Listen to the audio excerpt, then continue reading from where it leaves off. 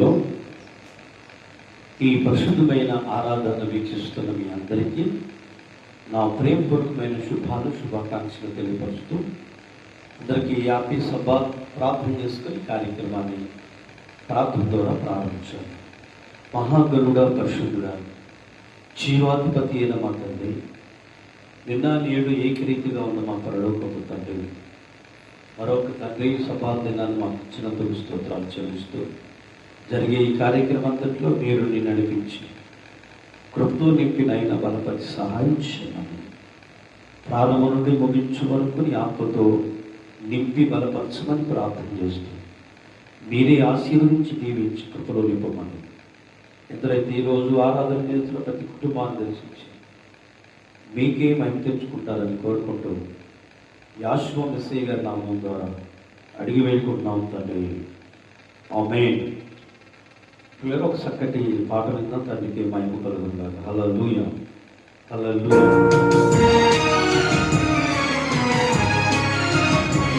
హల్లెలూయా.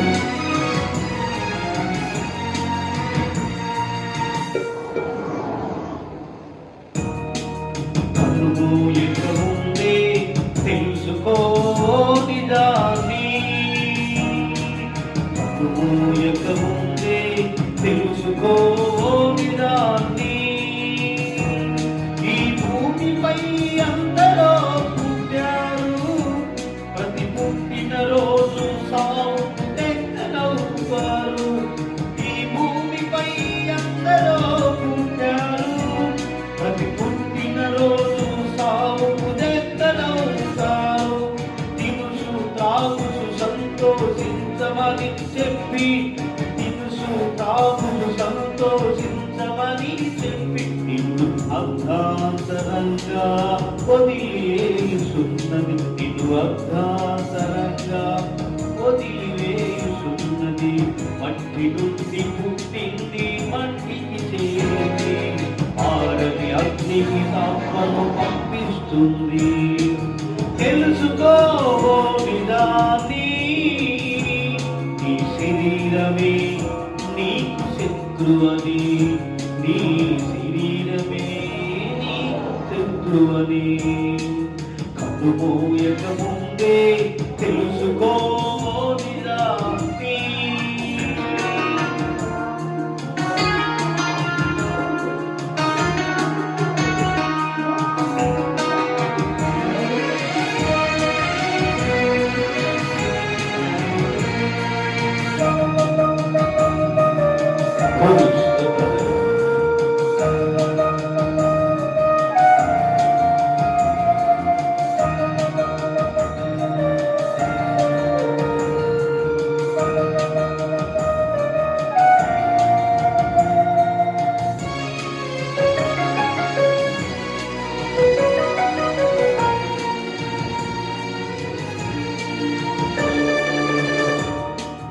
భూమిపైన మమకారం పెంచుకోకుమా, మరణించగానే ఎవరు నిన్ను ఉంచుకోరు సుమా. భూమిపై మమకారం పెంచుకోకుమా, మరణించగానే ఎవరు నిన్ను ఉంచుకోరు సుమా.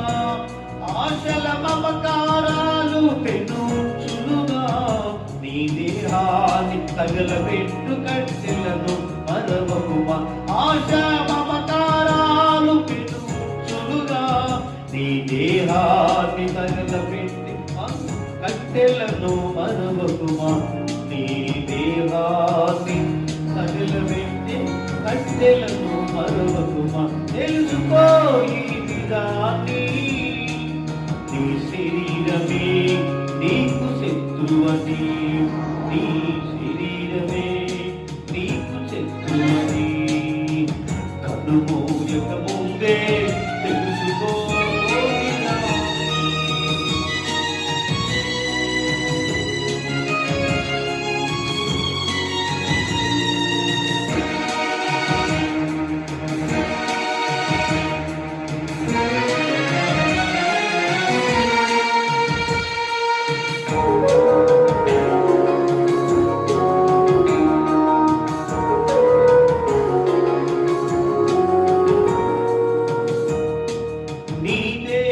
యావేకి వినియోగిస్తే నీ ప్రాణం ప్రభుకై మరణముగా పెడితే నీ దేహం దేవునికి వినియోగిస్తే నీ ప్రాణం ప్రభుకై ప్రాణముగా పెడితే మన్నైన నీ దేహం మహిమగా మారును అంతరిక్షమే దానికి అడ్డు తొలగిపోవును మన్నైన నీ దేహం మహిమగా మారును అంతరిక్షమే దానికి అడ్డు తొలగిపోవును పుట్టి తెలుసుకున్నావు లోకముందని మరణిస్తే తెలుస్తుంది మరో లోకముందని పుట్టి తెలుసుకున్నావు లోకముందని మరణిస్తే తెలుస్తుంది మరో లోకముందని తెలుసుకో ఈ నిజాన్ని నీ మృత్యు వెనక తెలుసరి దైవ గంధం తెలిపింది గణయించరి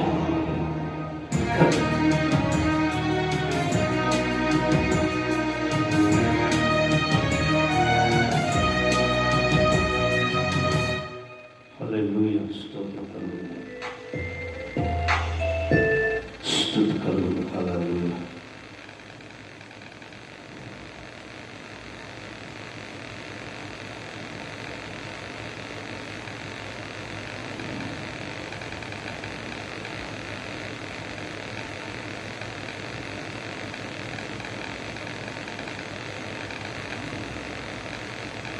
పరిశుద్ధుడు జీవం కలిగిన తండ్రి, మన పరలోక పిల్లోలు ఈ సమయాన్ని బట్టి అందరూ కలిసి ఆవిని గణపరిచే భాగ్యాన్ని మనకి ఇచ్చినట్టు ఆవి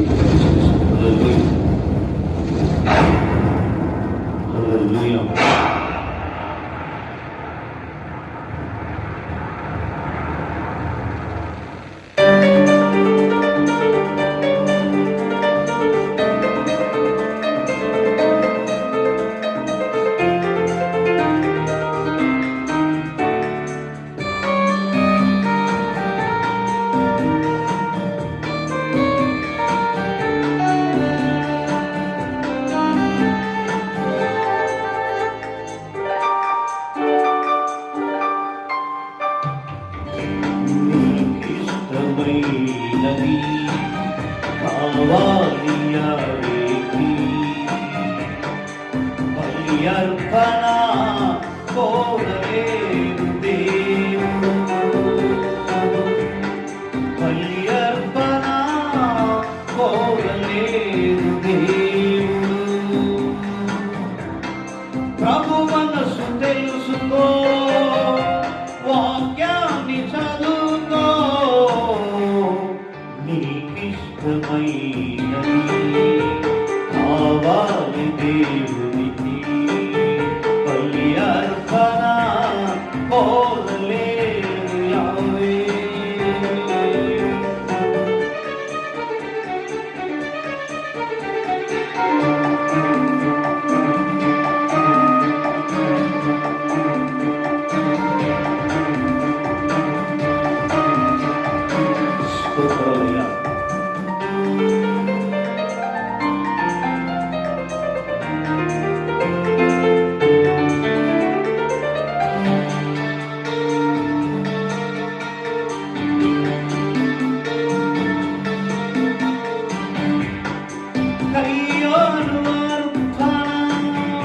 తెచ్చాడు దేవునికి ఏ వేలు అర్పణ నచ్చింది ఆమెకి కయ్యేడు అర్పణ తెచ్చాడు దేవునికి ఏ వేలు అర్పణ నచ్చింది ఆమెకి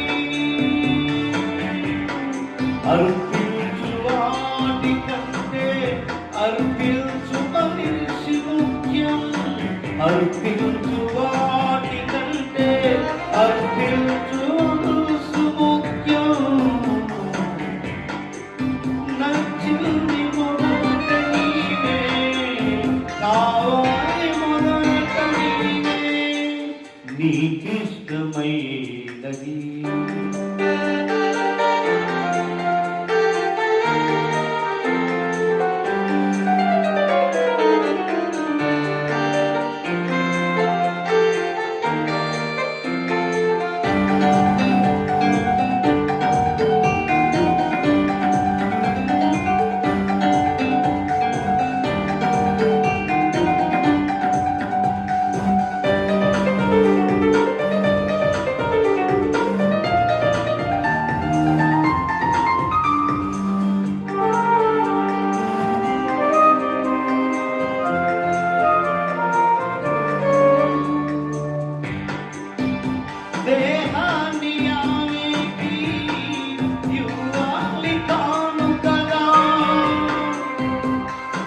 యాశ్వవలి దేహము కావాలి యుగముగా, దేహాన్ని దేవునికి ఇవ్వాలి కానుకగా.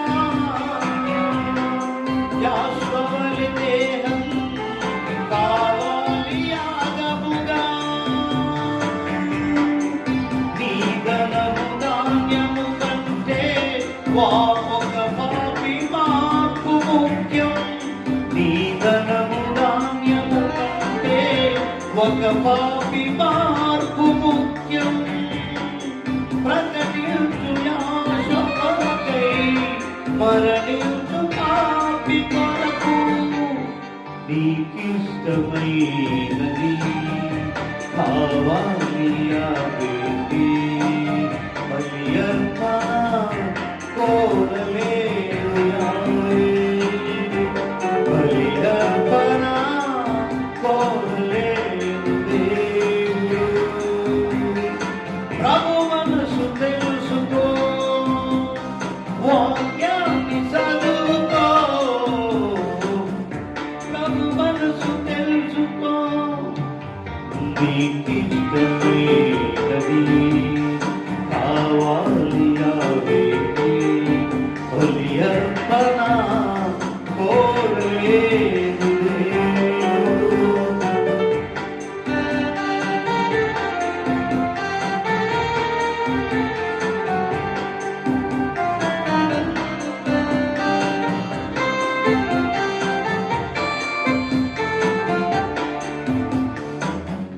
స్తోత్రాలు. హల్లెలూయా.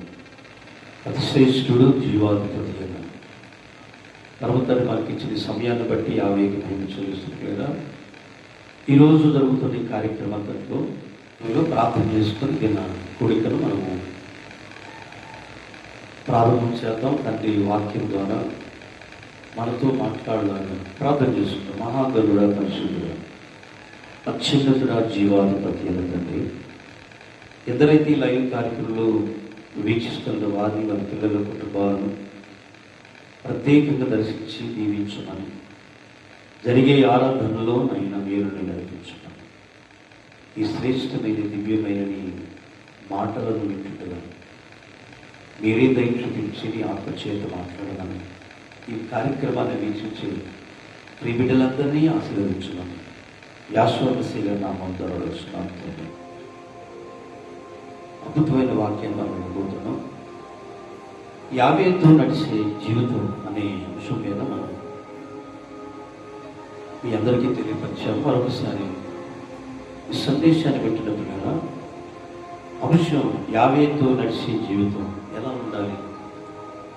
మనం చూసినట్లయితే మూలవాక్యంలో మేకా గ్రంథము 6వ అధ్యాయము 8వ వాక్యంలో యావే నీకు ఏది మంచిదో తెలియజేసి ఉన్నాడు, నీవు యావేతో వినయముగా నడుచుట గొప్ప సంగతి అని వాక్యం చదివిస్తాడు. ఎలా మనం నడవాలి అంటే మొదటిగా ఆయన మనకి అనేక విషయాలు తెలియపరిచి గొప్ప కార్యాలు చేశాడు. ప్రకృతిని మనకిచ్చాడు. ప్రపంచ భూములు, చెట్లు, ఆకులు అన్నీ మనకు తెలియపరిచి నువ్వు వినయముగా సర్వోన్నతుడైన యావేతో నడవాలని ఆయన కోరుకుంటూ మనకిచ్చినట్టు మంచి అవకాశాన్ని, తరుణాన్ని నాతో కూడా నువ్వు రావాలి అని ఆయన తెలియపరిచినట్టు మాటలు మనం నేర్చుకున్నాం. హల్లెలూయా. ఇప్పుడు మనము మొదటి స్థానం యావేకి ఇవ్వాలి. ఆయనతో మనం నడిచినప్పుడు ఎలా నడవాలి? వినయముగా నడవాలి. మొట్టమొదటిగా ఆయన యొక్క స్థానాన్ని మనం ఆయనకి మాత్రమే ఇవ్వాలి. ఆ స్థానంలో ఒక్కొక్కడు కూర్చొని పెట్టుకోవాలి. ఆ స్థానం ఏంటంటే మత్తయి సువార్త 6వ అధ్యాయం 33వ వాక్యంలో, ఇందాక మేకా గ్రంథం 6:8లో మనం చూసాము. యావే తండ్రి మొట్టమొదటి స్థానంలో ఉంచాలి. ఆమేన్, హల్లెలూయా. నా రాజ్యాన్ని, నా నీతిని మొట్టమొదటి స్థానంలో ఎదగాలని ఈ వాక్యం మనం నేర్చుకుంటాం. మొట్టమొదటి స్థానం లేవగానే సర్వోన్నతుడైన యావేకి మొదటి స్థానం. ముందుగా నా నీతిని, నా రాజ్యాన్ని మీరు వెతకండి, అవన్నీ కూడా నీ దగ్గరకు వస్తాయని తెలియపరిచారు. యావే వాక్యాన్ని అనుదినము ధ్యానించాలి. కీర్తన గ్రంథం 119 అధ్యాయం 105 వాక్యంలో ప్రతిదినము దేవుని ధర్మశాస్త్ర దేవారాత్రులు ధ్యానించేవారుగా మనం ఉండాలి. గ్రంథం చదువుకు చాలా మంది ప్రార్థన గంటలు తరబడి చేస్తారు, చేయాలి. ప్రార్థన గంటల తరబడి చేసినప్పుడు వాక్యాన్ని కూడా ధ్యానించాలి. వాక్యం ఉన్నదన్నట్లుగా అనుసరించి నడుచుకున్నట్లుగా ప్రతి క్షణము వాక్యాన్ని ధ్యానించాలి. ఈ నియమంగా నడవాలి. రెండవది దైవ వాక్యాన్ని, దేవుని యొక్క వాక్యాన్ని మనం ధ్యానించే వ్యక్తులుగా ఉండాలి. మూడవది ప్రతిదినము నిరంతరము ప్రార్థనలో సర్వోన్నతుడిని ఆవేదన చేసే వీలు కొరకు కొన్ని కోట్ల వేల స్తుతులు మనం చెల్లించాలి. ప్రార్థనలో నిరంతరం మనం ఉండాలని సర్వోన్నతుడిని వాక్యం మనకు సాధిస్తాం. ఈ లైవ్ కార్యక్రమంలో వింటున్న పిల్లలను మనం అందరం వాక్యాన్ని అనుసరించాలి. మొదటి స్థానం యావేకి ఇవ్వాలి. ఇనియముగా యావేతో నడవడమే కాకుండా నిరంతరం మనం ప్రార్థనలో ఉండాలి. ఆమేన్. మరొక మాట, మొదటి పేతురు పత్రిక, తెస్సలోనికీయులకు రాసిన పత్రిక 5వ అధ్యాయం 17వ వచనంలో ఈ మొదటి స్థానం గురించి ప్రార్థనలో ఎడతెగక ప్రార్థించాలి, పట్టుదలతో ప్రార్థించాలి. సందర్భం వచ్చి ఆ విషయం దొరికిందాక ప్రార్థించాలి. ఆమేన్. మనము సందర్భం దొరికిన వల్లది ప్రార్థించాలి. ఆమేన్. కూర్చోడం తలదించాలి. హల్లెలూయా. అలా ఉండేది. హల్లెలూయా. ప్రియ సహోదరి సోదరులారా, ప్రార్థన ప్రపంచాన్ని కదిలించింది. ప్రతి ఉదయం సాయంత్రం ప్రార్థనలో మనం ఉండాలి. హల్లెలూయా. మరొక మాట, మొదటి పేతురు పత్రిక 1వ అధ్యాయం 15-16 వచనంలో పాపాన్ని విడిచిపెట్టి పరిశుద్ధులుగా జీవించాలి. పాపాన్ని విడిచిపెట్టే పరిశుద్ధత జీవితాన్ని మనం జీవించి నేర్చుకోవాలి. యావేదంతో నడిచే జీవితం ఏంటంటే మనం పాపాన్ని వదిలేయాలి. పాపంతో మనం ఎంతకాలం జీవిస్తాం? మోయలేని బరువు ఎంత దూరం మోస్తాం? కొంత దూరం మాత్రమే మోస్తాం. చాలా దూరం మోయాలంటే మనకు మోసే బరువే మనం మోయాలి. మన జీవితంలో పాపాన్ని పెట్టుకొని మోయాలంటే మోయలేము. విడిచిపెట్టాలి, తేలిక చేసుకోవాలి. ప్రతి బరువుని ఎంత మోయగలుగుతావో అంతే మనం వెళ్ళాలి. కానీ నువ్వు మోయినంత మాత్రమే మోతావు, కానీ ఎక్కువ మోయలేవు. ఈరోజు మనము కూడా పాపాన్ని నువ్వు మోస్తున్నావు. విడిచిపెట్టి పాపాన్ని విడిచిపెట్టి పరిశుద్ధులుగా బ్రతుకు జీవించాలంట. రెండవది సామెతల గ్రంథం 3వ అధ్యాయం 5-6 వచనంలో విశ్వాసంతో దేవుని మీదే ఆధారపడాలి. మనం ఆధారపడతాం. నీ రెక్కల మీద ఆధారపడతావు, నీ తల్లిదండ్రుల మీద నువ్వు ఆధారపడతావు. ఎంతకాలం? వివాహమై నువ్వు రెక్కలు చేసి పని చేసే తర్వాత వరకు నీ తల్లిదండ్రుల మీద ఆధారపడతావు. నువ్వు పని చేయగలిగే శక్తి వచ్చిన తల్లిదండ్రులు విడిచిపెడతావు. నువ్వు ఆధారపడవు. తల్లిదండ్రులు నేర్పిన పని మొత్తం నువ్వు చేస్తూ ఉంటావు. ప్రియ సహోదరి సహోదరులారా, మనము అన్నిటికంటే సర్వోన్నతుని విశ్వాసం మీద ఆధారపడి యావే మీదే మనం ఆదుకొని జీవించాలని లేఖనం సెలవిస్తూ ఉంది. ఆమేన్. ఎఫెసీయులకు రాసిన పత్రిక 4వ అధ్యాయం 30వ వచనంలో ఇతరులను ప్రేమించి క్షమించే గుణం నీలో ఉండాలని 6వ మాటగా మీకు తెలియపరుస్తున్నాను. ఇతరుల వ్యక్తుల ప్రేమ గుణాన్ని చూపించాలి, వారిని క్షమించే గుణం మనలో ఉండాలని బైబిల్ తెలియపరుస్తుంది. ఆమేన్. హల్లెలూయా. ఈరోజు ప్రేమ లేని వాడు ఎద్దుడు అని లేఖనం ద్వారా మనం తెలుసుకుంటున్నాం. ఈ లైవ్ కార్యక్రమంలో చూస్తున్న ప్రియ సహోదరి సోదరులారా, నీ ప్రేమ ఏమై ఉంది? ఇతరులను చూసి నువ్వు ఓర్చుకునే పరిస్థితిలో ఉన్నావా? నీకంటే ఎక్కువగా నీ పక్కవారు ఎదుగుతూ ఉంటే వాళ్ళు ఈ పరిస్థితిలో ఉన్నావా? నో. ఈరోజు ఆయన అంటున్నాడు, ఇతరులను ప్రేమ గుణంతో ప్రేమించు, క్షమించు, నిన్ను ఏమన్నా క్షమించు అని రాయబడింది. ఎఫెసీ పత్రికలో ఈ మాట మనం చూసాం కదా. పిల్లల ప్రకటన గ్రంథంలో చివరి వరకు ఉండాలి. ఎప్పుడు దాకా ఉండాలి ఇది అంటే నమ్మకంగా, చివరి వరకు నమ్మకంగా ఉన్నవానికి యావే తండ్రి. ప్రకటన గ్రంథం 2వ అధ్యాయం 10వ వచనంలో జీవ కిరీటం వచ్చిందాక నమ్మకంతో మనం ఉండాలని లేఖనం ద్వారా తెలియపరుస్తున్నాడు. హల్లెలూయా. మనం నేర్చుకున్న అంశాలు యావేతో నడచడం అంటే ఏదో పరిశుద్ధమైన ఒక ఆరాధన దినాన మందిరానికి వెళ్ళినంత మాత్రాన యావేకి దగ్గరగా ఉంటూ కాదు. ప్రతిరోజు మన ఆలోచనలు, మన మాటలు, మన నిర్ణయాలు, మన క్రియలు యావేకి ప్రాధాన్యత ఇవ్వండి. యావేతో నడిచి వ్యక్తిగా జీవితంలో విశ్వాసం, పరిశుద్ధత, ప్రేమ, విధేయత కనిపించే వ్యక్తులుగా ఉండాలి. నువ్వు ఎందులో తప్పిపోయావో ఒకసారి నువ్వు చూసుకో. నేను యావే కోసం జీవిస్తున్నాను, నా ప్రభు కోసం జీవిస్తున్నాను, లేక ఆయన కోసమే నేను వినియోగపరచాలనుకుంటున్నాను, నా హృదయం, నా శరీరం, నా వంకనాలు అన్నీ ఆయనకు మాత్రం ఇవ్వాలని నువ్వు ఎప్పుడైతే నిర్ణయించుకుంటావో ఏ స్థితిలో ఉన్నా నువ్వు యావేతో నడుస్తావు. ఆమె హనోకు యావేతో నడిచాను 360 రోజులు. సంవత్సరం పిల్లలు భూమి మీద నుండి హనోకు యావేతో నడిచాను. ఆయన హనోకు ఆయన్ని, ఆ దేవుడు ఆయన హనోకును తీసుకుపోయినట్టు ఆయన పేతురు యావే తండ్రి యాశోగసిని చూసినంత కాలం చక్కగానే వెళ్ళాడు. కానీ ఎప్పుడైతే గాలిని చూశాడో ఆయన ముందు సాగాడు. నువ్వు సాగినంత కాలం నీదే ఆట. నువ్వు ప్రభువు వైపు చూసినప్పుడంత కాలం ఆయన ప్రయాణంలో ఆయనుంటే నీవు క్షేమంగా వెళ్ళగలుగుతావు. ఒక ప్రయాణికుడు రాత్రి దీపి కొట్టుకొని కొండల మధ్యలో నడుస్తున్నాడు. అతనికి దారి సరిగ్గా కనిపించడం లేదంట. అప్పుడు ఒక పెద్ద ఆయన వచ్చి అతని చేతికి ఒక చిన్న దీపాన్ని ఇచ్చాడు. ఆ దీపం వెలుగుచూ కేవలం ఒకే ఒక అడుగు ముందుకు మాత్రమే పడుతుంది.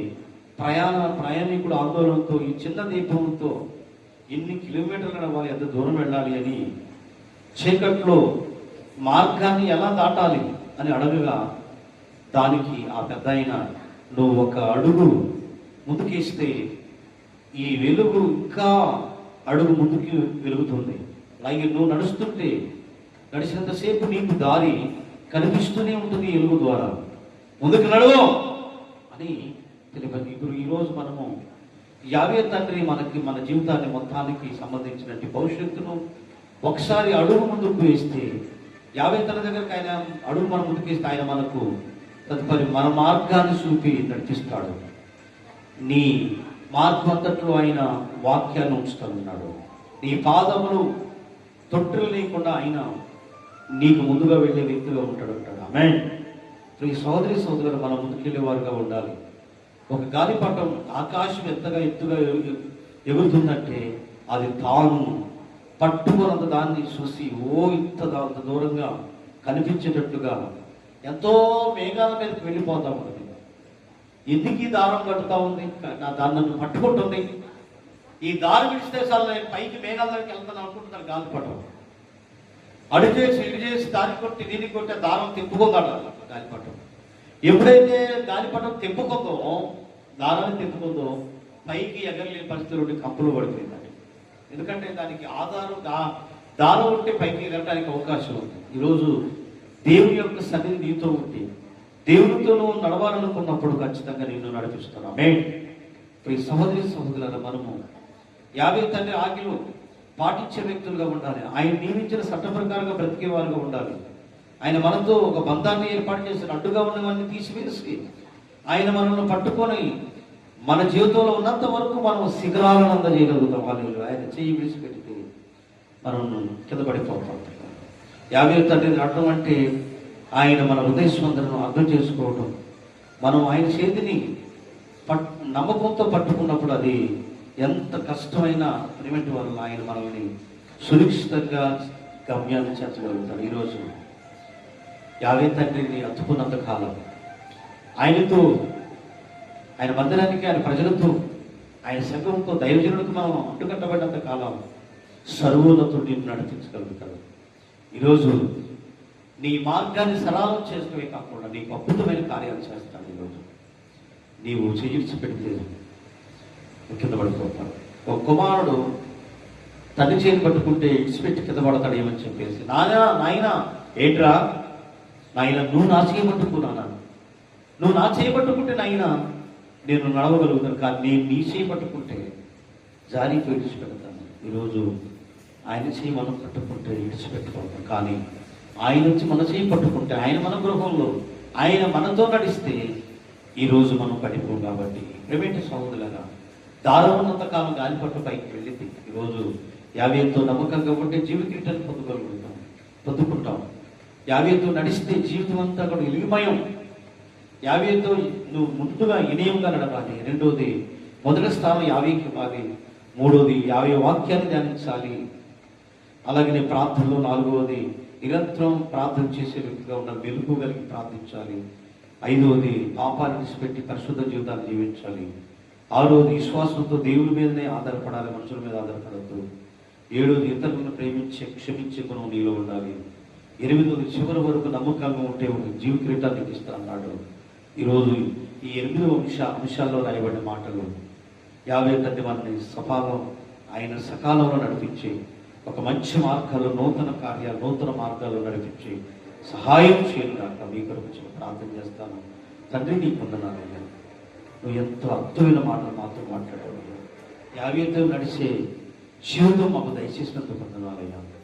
మనుషులు వంక చూసి మానవుల వైపు నడిచి అలసిపోయి సొగసిల్లి హాస్పిటల్ వైపు తిరిగి కాళ్ళు అరిగిపోయి మనుషులు సహాయం చేస్తారని వారికి వెళ్ళి ఎదురుసూపులు చూస్తూ వెళ్ళారు. కానీ నీ దగ్గరే సహాయం దొరికిందయ్యా, నీ వైపే చూసే బాధ్యత ఇచ్చాడయ్యా. ఆయన మీరు దీవించండి. దావీదు అన్నట్లు కొండల వైపు నా కన్నులెత్తుచున్నాను, నాకు సహాయం ఎక్కడి నుంచి వచ్చును. ఇదిగో భూమి ఆకాశాలు కలగజేసినట్టు 50 వలనే వచ్చిందని 121 కీర్తనలో రాయబడినట్టు ఆయన కొండంత బలగం ఉందని మేము ఆశిస్తున్నాము. జనులున్నారని ఆశిస్తున్నాం, డబ్బు ఉందని ఆశిస్తున్నాం. కానీ తండ్రి మేము పడిపోయే రోజు ఎవరు మా దగ్గరికి డబ్బు మనుషులు రారయ్యా, నీవే పట్టి నడిపించి మమ్మల్ని కృషి చూపించమని ఈ ఆరాధనలో పాల్గొన్న ప్రతి ఇంటిని కుటుంబాన్ని దర్శించి మేలుతో నింపుతారని యాశ్వరసి గారి నామం దొరడుచున్నాం తండ్రి. ఆమె తండ్రి యొక్క పరిశుద్ధాత్మ పరలోకపు 50 రోజులు సదాకాలము తోడై ఉండగాక. ఆమె అందరికీ ప్రేమపూర్వక విషయంలో ఈలోకి మనందరినీ దీవించి ఆశీర్వదించుకుంటాం. అందరికి సెలవు, అందరికీ